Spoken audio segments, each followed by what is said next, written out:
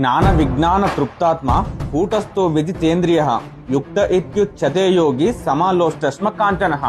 ఇది భగవద్గీత 6వ అధ్యాయం ఆత్మ సంయమ యోగంలోని 8వ శ్లోకం. ఇందులో శ్రీకృష్ణుడు మనకు చాలా గొప్ప విషయం చెప్తుండు. అదేంటిదంటే మనిషి 2 స్థాయిల్లో ఎదగాలి. ఒకటి జ్ఞానం అంటే నాలెడ్జ్, అంటే ఏది నిజం ఏది తప్పు అని తెలుసుకోవడం. అలాగే రెండోది విజ్ఞానం అంటే రియలైజేషన్, మనకు తెలిసింది జీవితంలో అనుభవంగా మారడం.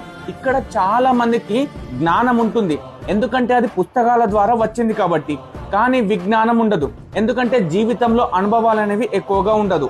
ఉదాహరణకు డబ్బు శాశ్వతం కాదు అని అందరికీ తెలుసు, ఇది జ్ఞానం. కానీ ఆ డబ్బు పోయినప్పుడు బాధపడకపోవడం, ఇది విజ్ఞానం. ఇది చాలా కొద్ది మందికి మాత్రమే ఉంటుంది.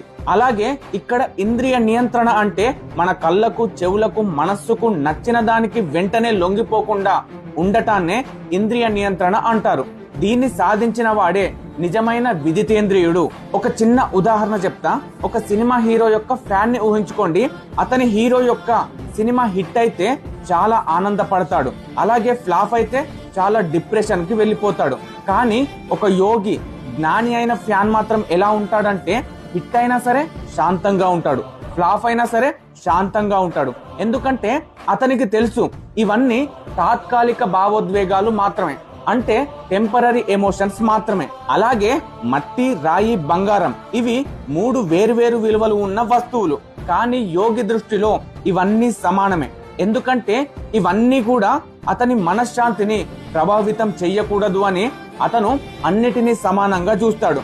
కాబట్టి మనం కూడా జీవితంలో ఎవరైనా పొగిడినా ఎక్కువగా పొంగిపోకూడదు, ఎవరైనా తిట్టినా సరే ఎక్కువగా బాధపడకూడదు.